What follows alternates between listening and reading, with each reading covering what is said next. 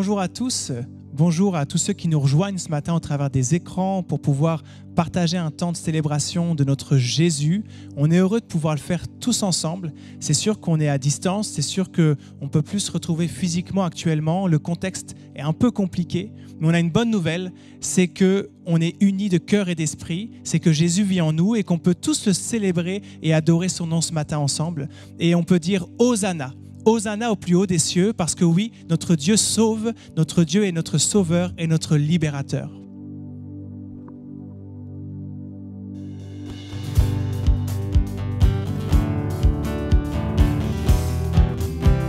Hosanna, Hosanna, Hosanna, Hosanna au plus haut des cieux. Hosanna, Hosanna, Hosanna au plus haut des cieux. Nous célébrons ton nom d'un cœur reconnaissant. Tu es le Seigneur glorieux. Hosanna au plus haut des cieux. Gloire, gloire, gloire à Jésus notre roi. Gloire, gloire, gloire à Jésus notre roi. Nous célébrons ton nom d'un cœur reconnaissant. Tu es le Seigneur glorieux. Oh, gloire à Jésus notre roi. Hosanna, Hosanna, Hosanna, Hosanna au plus haut des cieux. Hosanna, Hosanna, Hosanna au plus haut des cieux.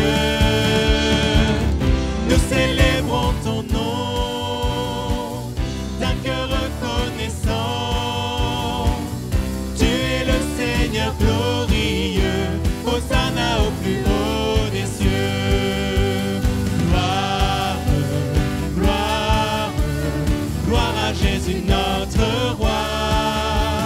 Gloire, gloire, gloire à Jésus notre roi. Nous célébrons ton nom d'un cœur reconnaissant. Tu es le Seigneur glorieux. Oh, gloire à Jésus notre roi. Tu es le Seigneur glorieux. Oh, gloire à Jésus notre roi. En te voyant, nous retrouvons la force de vivre. Amen. Et quand nous sommes en ta présence, nos craintes fuient. En te voyant, nous retrouvons la force de vie. Quand nous sommes en ta présence, nos craintes fuient, elles s'enfuient. Hosanna, Hosanna, tu es le roi, le sauveur, à toi la gloire et l'honneur. Hosanna, Hosanna, nous t'accueillons parmi nous.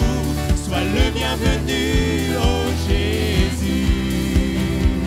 Un chant s'élève, un chant s'élève, les cieux se tournent vers toi, se tournent vers toi. L'espoir renaît, les cœurs soupirent après toi.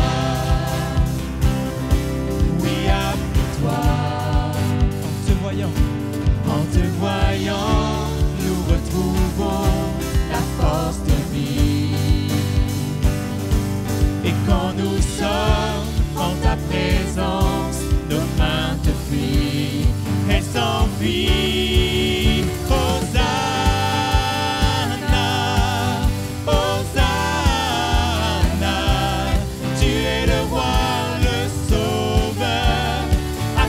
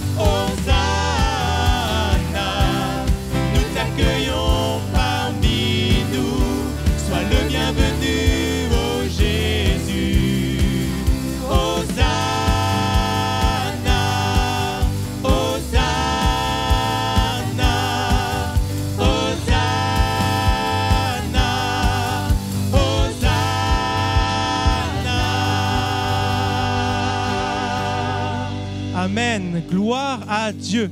Alléluia. Dieu est grand et nous voulons ce matin encore lui dire combien nous le bénissons et combien nous l'aimons, combien nous sommes reconnaissants, tout joyeux. Bénissons le Seigneur. Et cette joie, on la trouve non pas en nous, mais en lui. Amen.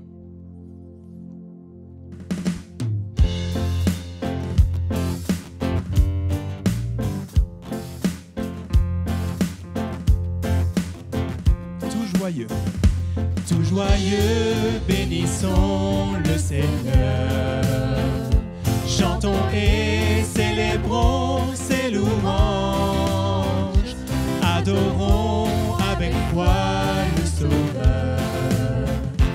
Nous joignons aux célestes phalanges. Gloire à Dieu, gloire à Dieu, gloire à Dieu.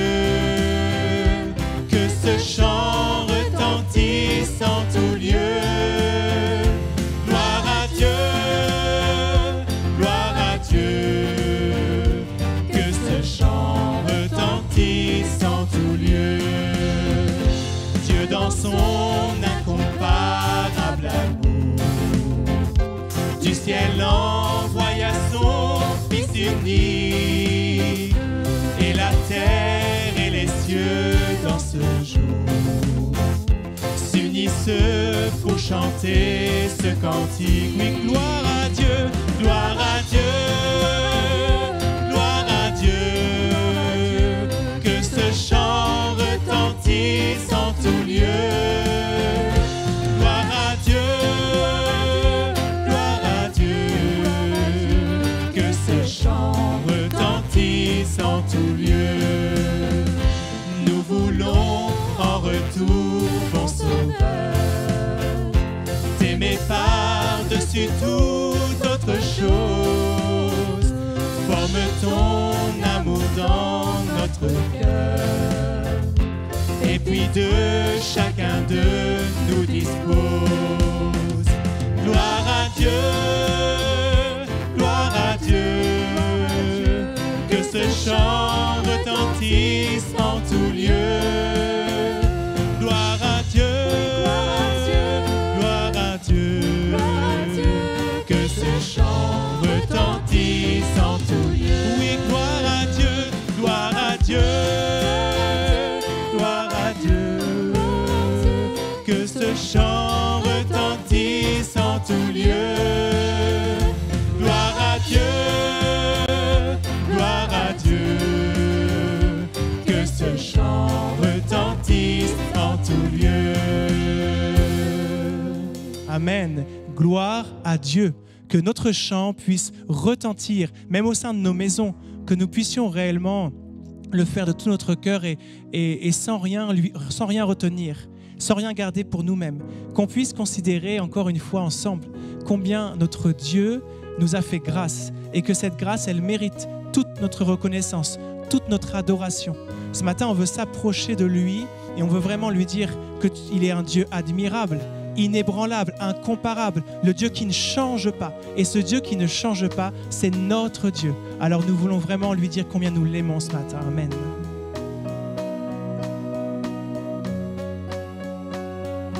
Tu transformas l'eau en vin, toucha les yeux de ta main. Nul n'est comme toi, comme toi. Dans nos ténèbres tu brilles, tu nous redonnes la vie. Nul n'est comme toi, comme toi. Dieu admirable, inébranlable, ton nom surpasse toute puissance. Dieu de miracles, incomparable, oh Dieu, oh Dieu. Alléluia, gloire à Jésus, gloire à son Saint et merveilleux nom. Dans nos ténèbres tu brilles, dans nos ténèbres tu brilles.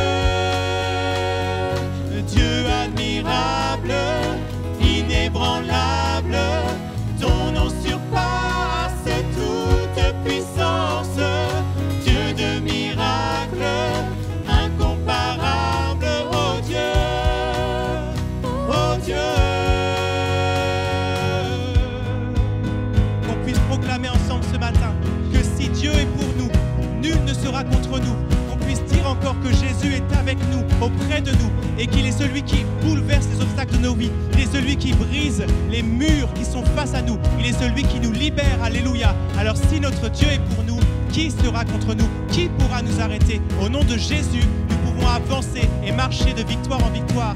Alléluia, gloire à son nom. Gloire à son nom. Alléluia, béni soit Dieu. Alléluia.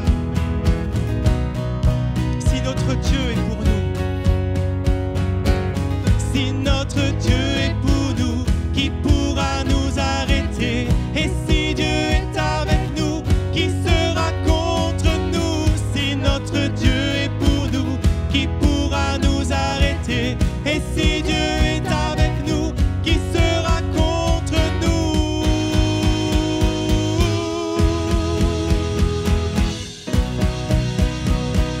Qui sera contre nous?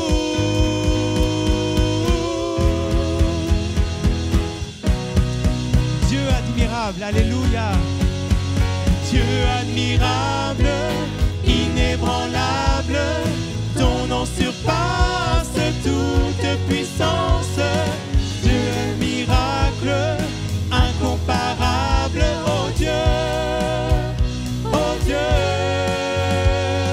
Dieu admirable, inébranlable, ton nom surpasse toute puissance.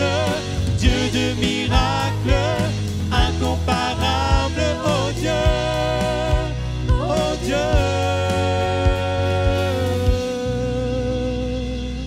Amen. Nous te célébrons ce matin ensemble et nous disons combien nous t'aimons Jésus parce que tu t'es donné entièrement, sans rien retenir pour chacune de nos vies. Nous voulons dire combien tu es grand, glorieux. Nous voulons chanter tes louanges. Nous voulons élever ton saint et glorieux nom. Merci pour qui tu es. Merci pour la vie que tu déverses en nous avec abondance. Merci pour ta parole, ton esprit. Nous te bénissons et nous voulons reconnaître combien tu es le Dieu tout-puissant.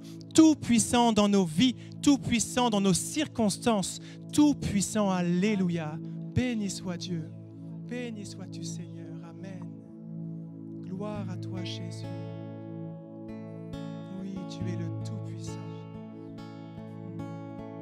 Et nous élevons ton nom ce matin ensemble. Béni sois-tu Seigneur.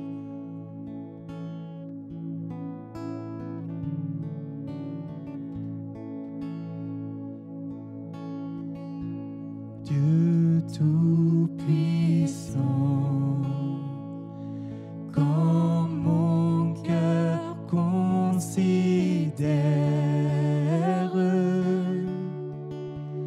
tout l'univers créé par ton pouvoir, le ciel d'azur, les éclairs, le tonnerre, le clair matin, oh les ombres du soir,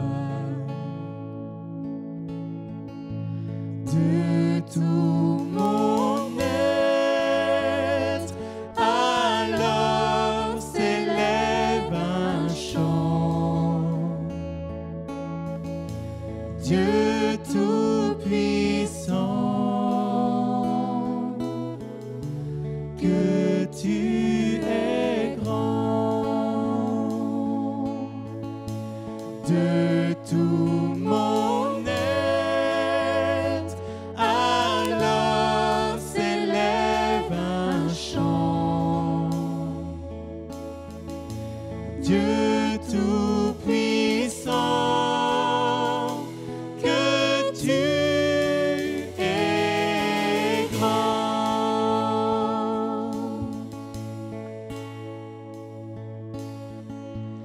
Mais quand je songe au sublime mystère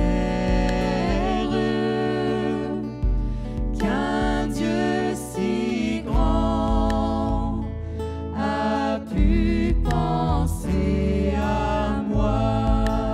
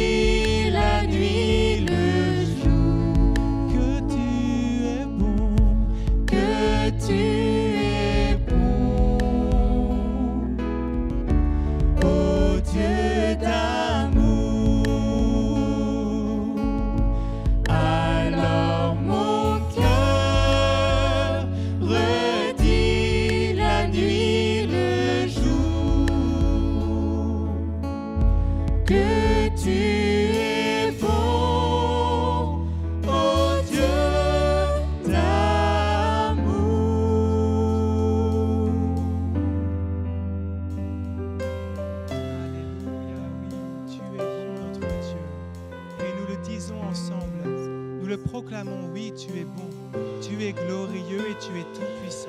Et tu règnes d'éternité en éternité. Alléluia. Quand mon Sauveur viendra sur la terre, quand mon Sauveur éclatant de lumière se lèvera de son trône éternel et que les sangs, les douleurs de la terre, je pourrai voir les splendeurs de son ciel. Je redirai dans son divin séjour, rien n'est plus grand que ton amour. Je redirai dans son divin séjour,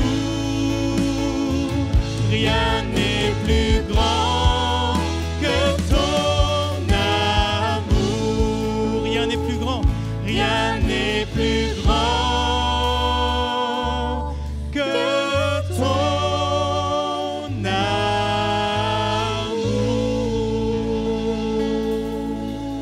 Amen, alléluia. Oui, merci Seigneur pour ton amour merveilleux et pour cet amour que tu manifestes dans nos vies jour après jour. Amen. Nous allons maintenant laisser toute la place à la parole de Dieu.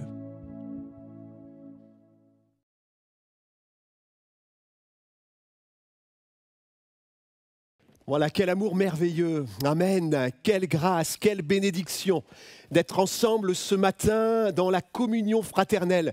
Un grand merci au groupe de louanges, un grand merci aux musiciens, à leur dévouement. Merci à pour ce temps de louange et d'adoration. Ce matin, j'ai intitulé ce message et tous ces chants chantés ensemble dans l'adoration vont confirmer cela. J'ai noté comme titre à ce message « Encouragé par l'invisible ». Encouragé par l'invisible. Et je voudrais ce matin, alors que nous avons chanté Dieu admirable, Dieu inébranlable, Dieu incomparable, j'aimerais introduire ce message par une anecdote. Peut-être est-elle connue d'une majorité d'entre nous. Mais elle est tellement inspirante, tellement inspirante.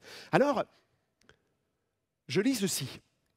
Lorsque, à un moment donné, son orphelinat manquait de nourriture pour plus de 1000 orphelins, et que le désespoir avait atteint tous les fonctionnaires, Georges Muller dit « Je ne demande rien à l'homme, mon alliance est avec Dieu. » Il est entré dans sa chambre et a prié.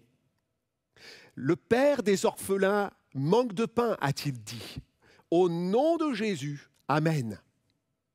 Quelques minutes plus tard, plusieurs chariots avec des pains sont passés à la porte de l'orphelinat et l'homme qui conduisait le chariot a dit « Monsieur Muller, nous sommes allés livrer ces pains à la famille royale au château et ils ont dit que les pains étaient trop rôtis.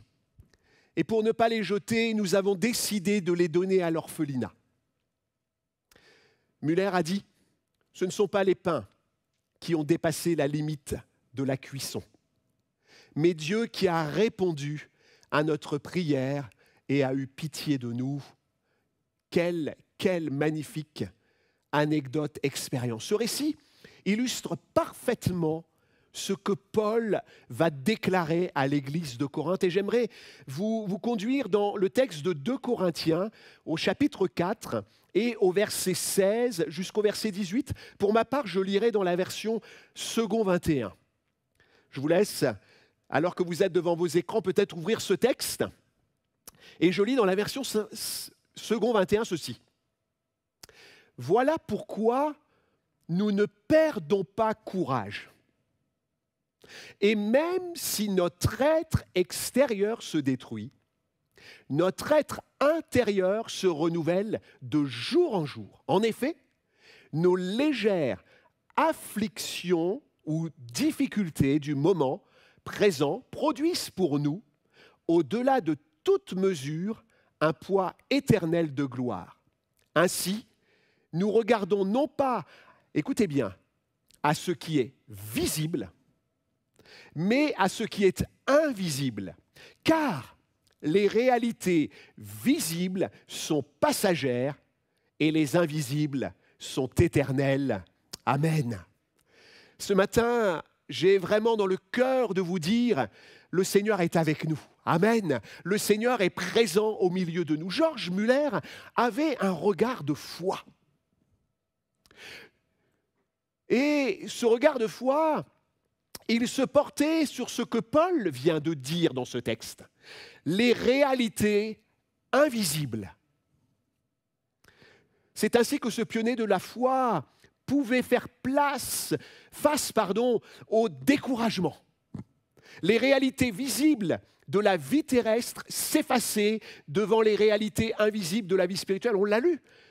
Impossible de nourrir 1000 orphelins, et puis dans sa prière, il voit arriver des chariots.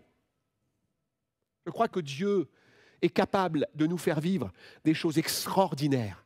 Paul, apôtre du 1er siècle, va déclarer aux chrétiens de Corinthe, je paraphrase ainsi, « Moi, je ne me décourage pas parce que je regarde à l'invisible. »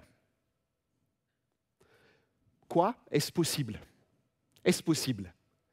Nous sommes par nature, nous, plutôt attirés par les choses visibles, par ce qui parfois est clinquant, par ce qui est tellement palpable devant nous, de telle sorte qu'elles sont pour nous une source de découragement, une source d'abattement.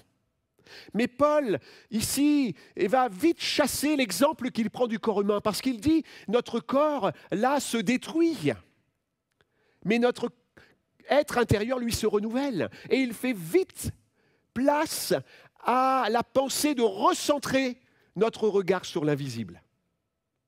Et il dira plus tard, quelques chapitres, quelques versets plus tard, il dira « Nous marchons par la foi et non par la vue ». En réalité, Paul ne regarde pas à rien. Il évoque 3 réalités ou 3 principes fondamentaux de la vie chrétienne que j'aimerais ce matin partager avec vous, replacer devant nos yeux, rappeler peut-être ce matin. Sommes-nous fatigués? Sommes-nous abattus? Le confinement, les temps que nous vivons, la période difficile. Je voudrais évoquer ce matin ces 3 réalités ou principes fondamentaux. Le premier principe que Paul a évoqué dans les versets qui ont précédé, c'est ce premier principe. L'esprit agit. L'esprit est en action. L'esprit est là. Alléluia, il y a un chant qui dit ça. L'esprit est là. Le Saint-Esprit est là. Et Paul sait que l'esprit de Dieu agit. Le Saint-Esprit agit. Paul le sait. Lui-même était de ces personnes dont il rend le témoignage les quelques versets plus haut, au versets 3 et 4. Il était de ces personnes aveuglées dans leur intelligence, dans leur esprit. Il dit au verset 3 et 4, et je lis toujours dans la version second 21, « Si notre évangile est encore voilé, il est pour ceux qui périssent, pour les incrédules, les athées, dont le Dieu de ce monde a aveuglé l'intelligence, afin qu'ils ne voient pas briller l'éclat que projette l'évangile de gloire de Christ, de la gloire de Christ, qui est l'image de Dieu. » Paul était un homme aveuglé par sa religion. Il était étroit de pensée, étroit de vue, et à tel point que lorsque Jésus a laissé l'évangile sur la terre et qu'il l'a donné à ses disciples pour le proclamer, eh bien Paul s'est mis devant eux. Il avait sa religion, il avait sa foi, son esprit était bloqué. Et cet homme va vivre quelque chose d'extraordinaire. Dans le grec, il est dit une métanoïa, une transformation de l'esprit. Et Paul va poursuivre dans ce texte de 2 Corinthiens 4. Il va dire que Jésus est venu le rencontrer. Jésus est venu le toucher. Jésus est venu agir dans son âme, dans son esprit, dans son intelligence. Il va dire au verset 6, « En effet, le Dieu qui a ordonné que la lumière brille du sein des ténèbres a aussi fait briller sa lumière dans notre cœur pour faire resplendir la connaissance de la gloire de Dieu dans la personne de Jésus-Christ. » Paul a été un homme transformé, métamorphosé, parce que l'Esprit agit, l'Esprit est en action. C'est cet esprit qui a fait de cet homme violent, persécuteur, fanatique, meurtrier, un homme dévoué à la cause de Christ. Il est devenu l'un des plus grands apôtres. Jésus, en se présentant à lui dans une grande lumière, l'a aveuglé, l'a amené à perdre pied au visible. Il lui a fait comprendre que le visible n'était pas la solution, n'était pas la réalité. Et il a fait qu'un voile vienne sur ses yeux. Et Jésus a continué cette métamorphose spirituelle. Vous savez ce qu'il a fait? Il l'a emmené vers Ananias, ce disciple qui se trouvait à Damas. Et vous savez, il a dit à cet homme, tu vas prier pour Saul de Tarse à l'époque. Et il a prié pour lui. Et vous savez ce qui est tombé de ses yeux? Des écailles. Et Saul de Tarse est revenu à la vie spirituelle. Il est devenu cet apôtre Paul. Et comme si Dieu lui ouvrait les yeux sur les réalités invisibles. Jésus dira à Nicodème, le vent souffle, Nicodème, où il veut. Tu en entends le bruit, mais tu ne sais ni d'où il vient, ni où il va. Il en est ainsi pour quiconque est né de l'Esprit. Ce matin, j'aimerais vous dire, Dieu nous invite à ne pas nous décourager. Dieu nous invite à ne pas être dans l'abattement, mais à fixer nos regards sur l'invisible. L'Esprit agit. Son esprit est là au XXIe siècle. J'aimerais vous poser une question, vous qui êtes derrière votre écran. Avez-vous un être cher qui est dur, qui est loin de Dieu? J'aimerais vous dire, le Saint-Esprit agit pour le transformer, pour le métamorphoser. Es-tu dans une situation impossible à l'image de George Muller? Es-tu dans une situation inextricable? Le Saint-Esprit agit. Le Saint-Esprit agit. Le croyons-nous? Où mon regard ce matin? Où mon regard se pose-t-il ce matin? Sur les choses visibles, les événements, les contrariétés, les déceptions, l'attitude de quelqu'un? Où mon regard se pose-t-il ce matin? Sur ce qui m'entoure comme une montagne, comme un obstacle, comme un mur? Celle qui me décourage ou sur les choses invisibles? Jésus, je l'ai répété dernièrement, avant que nous soyons confinés à l'église de Darnétal, j'ai eu du mal à comprendre pourquoi Jésus un jour a dit « Il est avantageux que je m'en aille ». J'ai eu du mal à le comprendre. Et après, en réfléchissant, en me laissant saisir par l'Esprit, j'ai compris. Il a dit que s'il ne s'en allait pas, l'Esprit, le consolateur, le défenseur ne viendrait pas. Mais il dit par la suite, quand il sera venu, alléluia, et le Saint-Esprit est là. Quand il sera venu, il convaincra le monde en ce qui concerne le péché, la justice et le jugement. Et puis, plus loin, il dira, il vous conduira dans toute la vérité. Oh, alléluia. Ce matin, le Saint-Esprit est là. Ça fait partie des réalités invisibles qui doivent nous amener à ne pas nous décourager, à ne pas baisser les bras, à ne pas nous résigner, mais à dire, Seigneur, tu nous as donné le Saint-Esprit et il agit. Il n'a aucune frontière, aucun mur, aucun confinement qui ne l'empêche d'agir, alors que tout semble peut-être éteint. Vous rappellerez simplement quelques hommes. Cyrus, ce roi perse, loin de Dieu, dans son idolâtrie, dans sa vie, ce souverain païen n'a-t-il pas été visité par l'Esprit ? Artaxerxès n'a-t-il pas été favorable dans son aide parce que le Saint-Esprit a agi en lui à la prière de Néhémie? Et Philippe l'évangéliste, alors qu'il était là en pleine réunion d'évangélisation, le Saint-Esprit lui dit, Philippe, va sur le chemin, le désert, celui où il n'y a personne. Et vous savez ce qui s'est passé? Il a trouvé un homme qui cherchait la face de Dieu. Le Saint-Esprit est là. Ami qui regarde cette vidéo, il est là. Oui, je ne me décourage pas, car je crois que le Saint-Esprit agit. Je ne fixe pas les regards sur les réalités visibles actuelles. Elles sont nombreuses et terribles. Mais je crois, et mon regard de foi se porte sur le consolateur et le défenseur. Je vais un petit peu plus loin. Paul va expliquer ça. Le Saint-Esprit est là, il agit, il amène la lumière. Il a été transformé, il a été métamorphosé. Mais il va dire aussi qu'il y a une autre réalité qui, vous allez le voir, elles sont liées ensemble, ces réalités. C'est la présence de Dieu. Alors vous êtes derrière vos écrans, vous êtes chez vous, vous êtes là peut-être assis dans votre canapé, à écouter. Croyez-vous que Dieu est présent? Croyez-vous que Jésus est présent là? Alors que vous êtes là, vous avez consacré ce temps. La deuxième réalité invisible, c'est sur laquelle le regard de Paul se fixe, c'est Jésus est présent.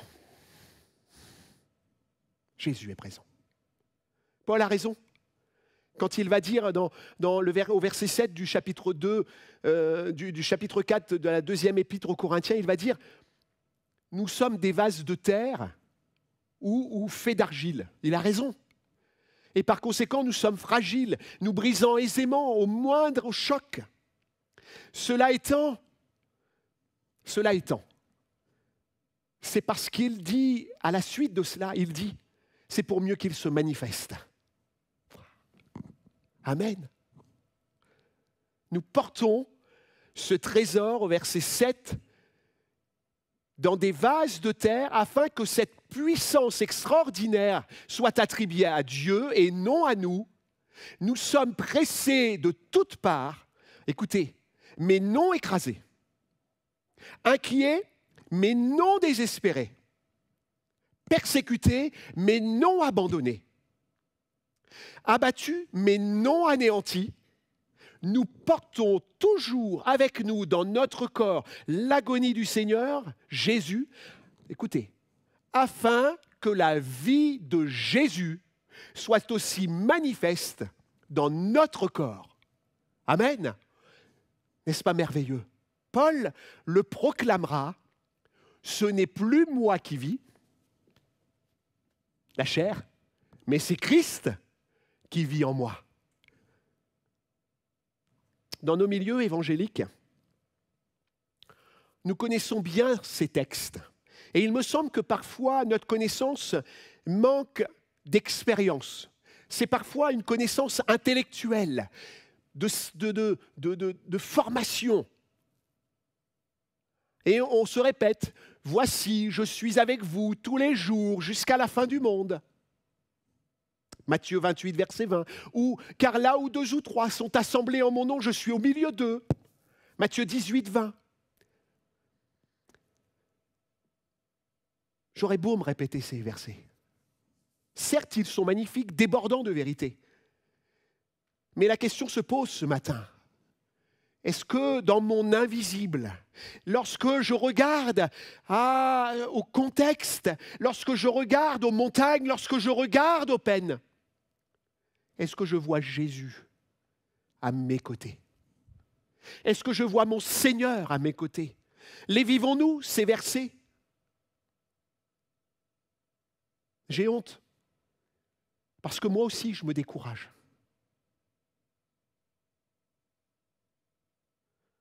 Et en méditant ce texte, je me suis dit, mais parfois aussi, toi, tu te décourages. Parce que parfois, j'ai oublié que Jésus était à mes côtés. Que dans l'invisible, il est là. Que dans l'invisible, il me porte. Que dans l'invisible, il me console.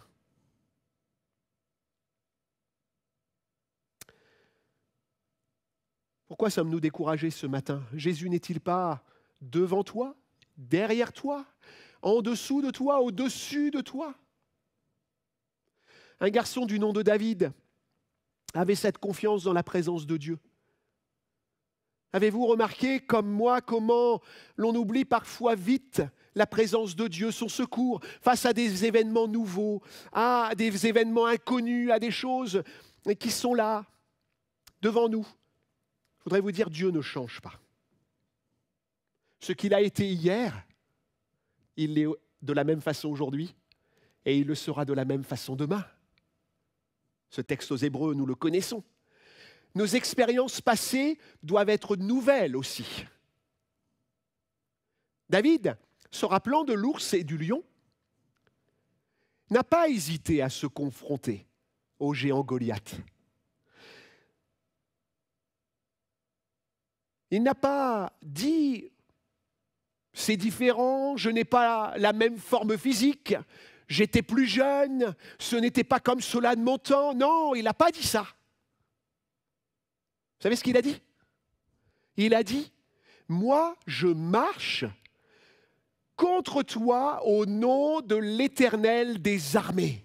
En fait, David voulait dire, et je paraphrase, « je marche avec Dieu ». Il est à mes côtés, il est présent.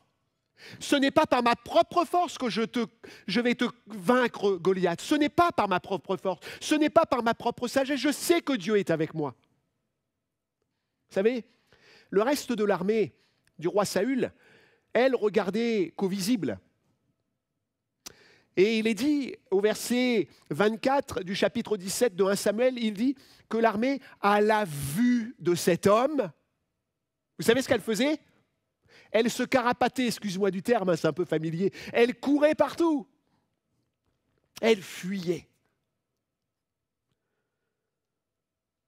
J'aurais pu vous parler du serviteur Élisée, du serviteur d'Élisée face à l'armée syrienne. Vous connaissez ces textes, hein? Et de la prière du prophète éternel. Ouvre ses yeux pour qu'il voie. Ce matin, je veux faire cette prière avec vous. Ouvre mes yeux pour que je voie. Rappelons-nous également des disciples d'Emmaüs et de Thomas, mais cela suffit en exemple. Combien de temps? Je te regarde, je te vois derrière ton écran. Combien de temps vas-tu fuir? Dieu est à tes côtés. Combien de temps vas-tu rester abattu? Il te secourt. Ce matin, il y a une réalité invisible. Dieu est là. Dieu nous entoure. Il contient l'univers. C'est lui qui remplit l'espace de sa présence. Il est là. Et puis, un troisième point. Une dernière réalité invisible. C'est la puissance de la parole de Dieu. Lorsqu'on lit la Bible, on ne sait pas qu'en prononçant un verset, un mot, il y a la puissance de Dieu qui est là comme un germe. Pas la nôtre, mais celle de Dieu, la parole divine. Paul, toujours dans l'épître, la deuxième aux Corinthiens au verset 4, en parle de cela. Il a sous-entendu tous ces aspects de la réalité invisible. Il en a parlé. À nous de les découvrir, à nous de méditer. Il dit ceci au verset 13. Et comme nous avons le même esprit de foi que celui exprimé dans cette parole de l'Écriture, il avait les psaumes. J'ai cru. C'est pourquoi j'ai parlé. Nous aussi, nous croyons. Et c'est pour cela que nous parlons. Nous savons en effet que celui qui a ressuscité le Seigneur, Jésus, nous ressuscitera aussi par Jésus et nous fera paraître avec vous dans sa présence. Paul est convaincu. Paul a une certitude. La parole de Dieu est puissante. Elle a ramené Jésus à la vie. Et cette parole, elle peut ramener des choses dans notre vie à la vie, dans notre environnement à la vie. Notre parole à nous est à l'image de la chanson, excusez-moi pour les puristes, de Dalida et d'Alain Delon. Parole et parole. Encore des mots, toujours des mots. Parfois, ils ont une portée de bénédiction et de soutien. Ne me faites pas dire ce que je ne voudrais pas dire. Mais la parole de Dieu est bien plus que cela. Elle communique la vie. Elle donne la vie. Wow. Regardons à la Genèse. Regardons à ces textes. D'ailleurs, Jean, au chapitre 1er, le dira. Au commencement était la parole. Et la parole était avec Dieu. Et la parole était Dieu. Elle était au commencement avec Dieu. Toutes choses ont été faites par elle. Et rien de ce qui a été fait n'a été fait sans elle. En elle était la vie, et la vie était la lumière des hommes. Et cette parole, cette lumière, le texte nous le dit, la suite nous le dit, elle a donné le pouvoir de devenir enfant de Dieu. Je suis né de nouveau. Je suis comme ressuscité. Nous me donne la vie. Nous serons découragés si nous ne croyons pas à la parole de Dieu. Si nous ne croyons pas à toute la parole de Dieu. Paul avait ce texte du psaume à sa disposition, il en a lu une partie, mais il avait aussi ce texte-là. Que toute la terre craigne l'Éternel, que tous les habitants du monde tremblent devant lui, et j'aime ça, car il dit, et la chose arrive, il ordonne, et elle existe. Avez-vous reçu une promesse de la part de Dieu? Avez-vous reçu une promesse? Croyez que vous l'avez reçue, car sa parole s'accomplit. Ce matin, je veux vous déclarer que la parole de Dieu est créatrice, alors que peut-être, comme je le disais dans les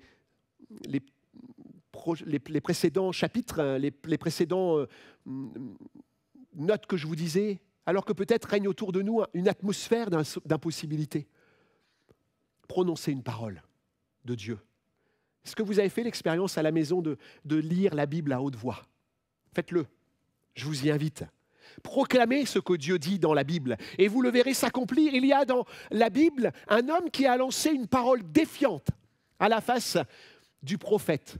C'est l'officier sur lequel s'appuyait le roi, vous connaissez? Quand l'Éternel, dira-t-il, ferait des fenêtres au ciel, pareille chose arriverait-elle? Il répondait au prophète Élisée qui avait dit que demain à la même heure, la ville mangerait, aurait de quoi se nourrir. Et cet homme, lui, va à la parole du prophète qui était à l'époque le représentant de Dieu. Il va opposer une parole humaine. Le monde pourra dire toutes les paroles contre nous. C'est la parole de Dieu qui est victorieuse. C'est elle qui est dans l'invisible et qui est puissante. Eh bien, cet homme n'a pas vu, n'a pas goûté à la bénédiction de la parole de Dieu. Parce qu'elle s'est réalisée et lui, il a été écrasé dans le flot, le tumulte des hommes et des femmes qui avaient faim. Le Nouveau Testament nous laisse ce témoignage qu'il nous faut adopter. Un centenier qui avait un serviteur malade est venu voir le Seigneur et lui a dit ceci. Et j'aimerais que ce matin, alors que peut-être on pleure, alors que peut-être on est angoissé, alors que peut-être qu'il y a une pression, j'aimerais, par cette parole, vous encourager. Cet homme a dit à Jésus, « Dis seulement un mot, et mon serviteur sera guéri. » Qu'as-tu besoin ce matin ? Qu'est-ce qu'il te faut dans ta vie pour que tu retrouves du courage, pour que tu retrouves une envie d'avancer ? Cet homme n'a même pas laissé rentrer Jésus chez lui. Il était si indigne, si sale, il se trouvait si petit, si pauvre. Mettez ce qui vous correspond. À la prononciation de la parole de Jésus, le serviteur a été guéri. Amen. Tout verset que vous énoncez de la parole de Dieu porte en son sein, je le disais, un germe de vie, un germe de vie, un germe de croissance. Avez-vous regardé comme une graine ? Elle semble morte, elle semble sèche, vous la tapez un peu sur une surface solide, elle fait du bruit comme étant intransperçable. Et quand vous la mettez dans l'humidité, quand vous la mettez dans la chaleur, il y a en elle la vie, la lumière. Vous savez, vous pouvez enfermer la lumière dans une salle sombre. Ce n'est pas les ténèbres qui gagnent sur la lumière. C'est la lumière qui a toujours le mot de la fin. Et quand il y a la vie dans la parole de Dieu, c'est elle qui perce à un moment donné. Ainsi en est-il de ma parole, dira Isaïe, qui sort de ma bouche.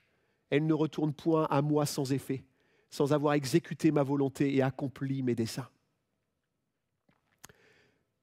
Je conclus. Nous vivons dans des temps incertains. La Bible nous a avertis. Nous vivons peut-être des difficultés sur le plan terrestre, familial, séculier. Nous en connaissons la teneur, la profondeur, la dureté. Et quant à l'avenir, nous en connaissons les contours.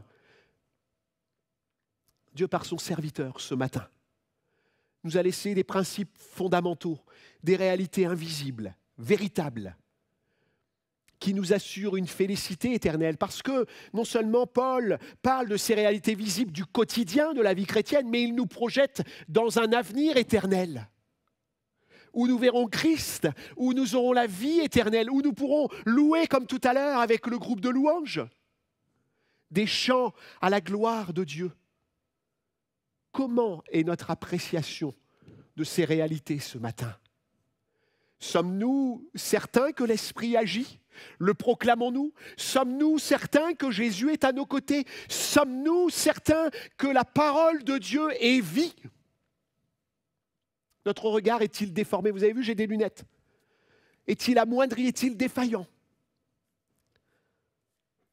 Les brebis, ces animaux, ont une vision médiocre. Elles vivent en groupe, elles sont grégaires. Et elles ont pour compenser leur vision médiocre, même je dirais imparfaite, elles ont une oreille fine et un odorat développé. Ce matin, je prie pour que nous soyons sensibles à l'Esprit qui est agissant, que nous ressentions la présence, celle du bon berger, et que nous sachions entendre sa voix. Sans ce regard de foi, nous allons être découragés, ou nous sommes découragés. Jésus nous dit ce matin que votre cœur ne se trouble point. Croyez en Dieu, croyez en moi. Jésus est vivant. Bien-aimés, internautes, spectateurs de ce culte à domicile peut-être. Termine par ce verset. Considérez.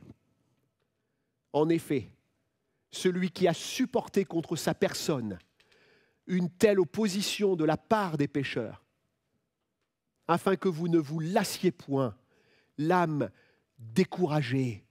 Alors ce matin, que nous soyons les yeux, les regards fixés sur l'invisible. Je laisse la place au groupe de louanges qui va nous conduire dans quelques cœurs. Et je crois qu'il y en a un qui s'appelle ébloui. Que ce matin on soit ébloui, que nous puissions regarder dans les lieux célestes, dans l'invisible. Soyez bénis de la part de Dieu. Amen.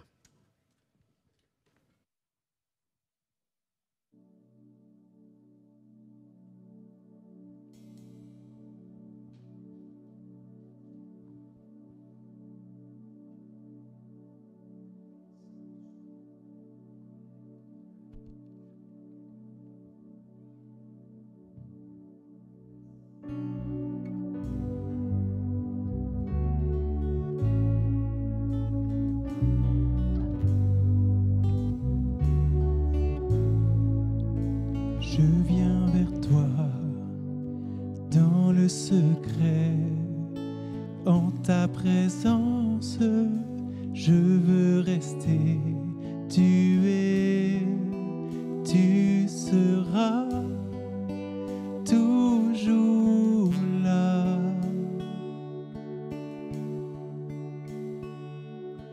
Tout contre toi, près de ton cœur, je peux entendre ta voix, Seigneur. Tu es, tu seras toujours là. Ébloui devant toi, Éternel.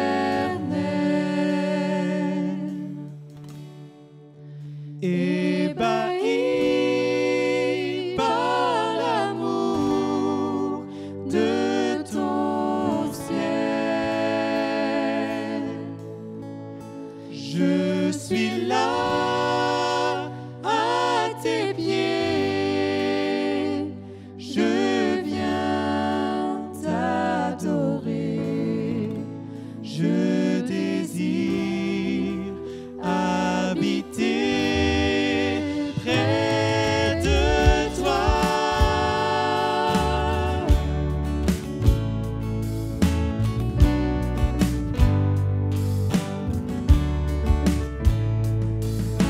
Je vois ton bras, je sens ta main, tu me protèges, tu me soutiens, tu es, tu seras toujours là. Ébloui, ébloui devant toi, Éternel.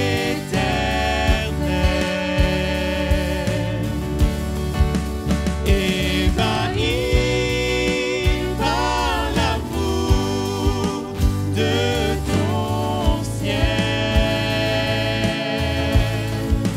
je suis là à tes pieds, je viens t'adorer, je désire habiter près de toi.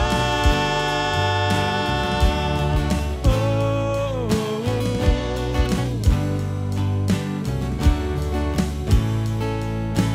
tu es ma lumière, en toi j'ai un Père, reçois ma prière. Tu es ma lumière, tu es ma lumière, en toi j'ai un Père, reçois ma prière.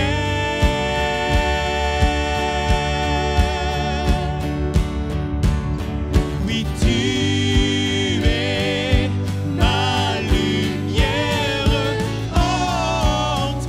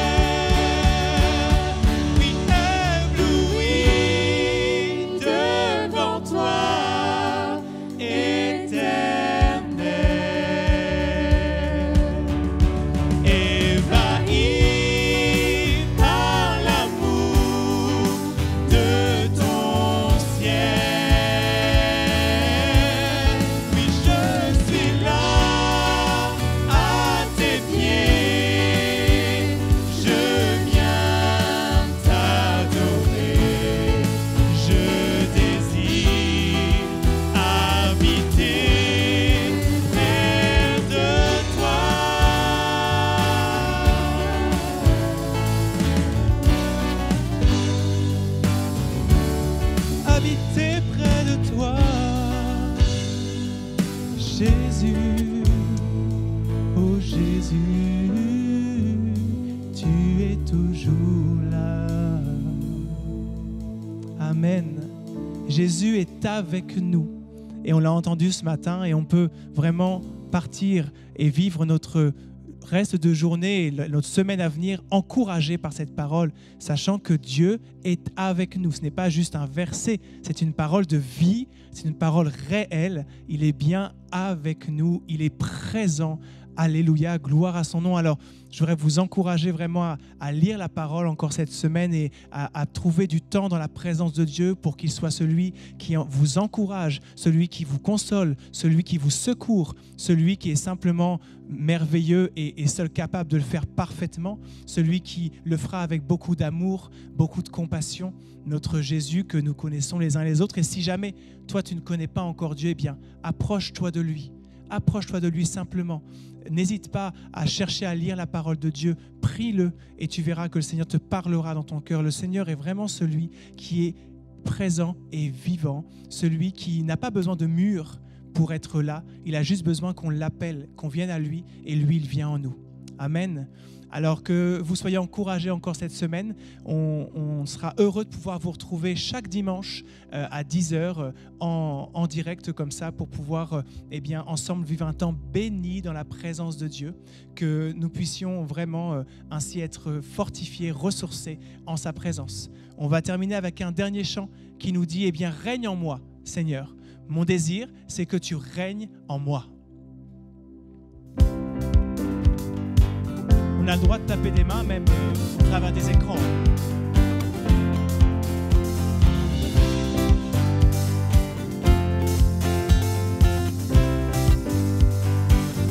Dans le monde entier.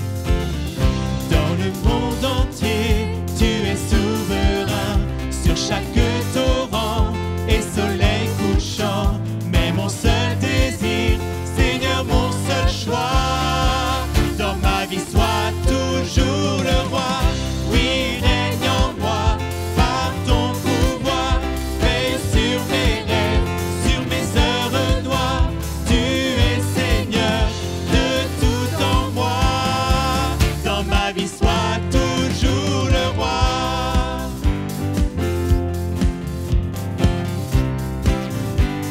Dans chaque parole et chaque pensée. Dans chaque parole et chaque pensée, je veux refléter, Seigneur, ta bonté. Il n'est rien au monde de plus précieux que toi. Dans ma vie, sois toujours le roi. Oui, règne en moi par ton pouvoir. Veille sur mes rêves, sur mes heures noires.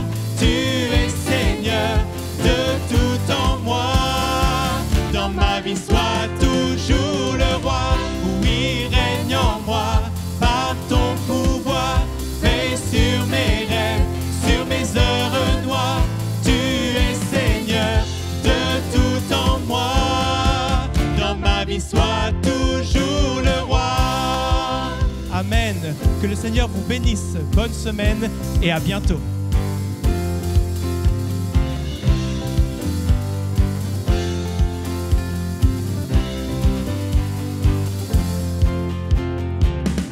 Oui, règne en moi par ton pouvoir. Veille sur mes rêves, sur mes heures noires. Tu es Seigneur de tout en moi. Dans ma vie, sois toujours le roi. Dans ma vie, sois toujours le roi. Dans ma vie, sois toujours le roi. Amen. Gloire à Dieu.